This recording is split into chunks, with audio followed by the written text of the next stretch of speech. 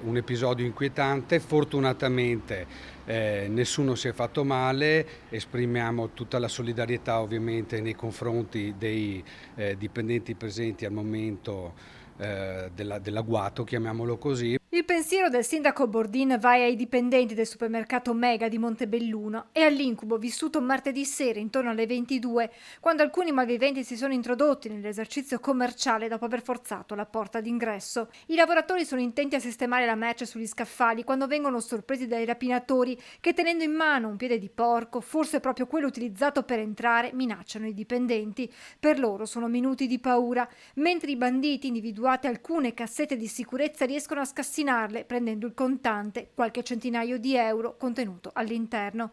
A quel punto i malviventi fuggono, probabilmente a bordo di un'auto. Per i lavoratori è la fine dell'incubo, ma soprattutto il momento per tirare un sospiro di sollievo, consapevoli che nessuno è rimasto ferito. Passato lo shock iniziale danno l'allarme. Sul posto in pochi minuti arrivano i carabinieri di Montebelluna che ora stanno indagando per risalire ai responsabili. Vorrei fare anche un ringraziamento ai ragazzi dell'Arma dei Carabinieri che sono prontamente intervenuti e che stanno proprio in queste ore indagando.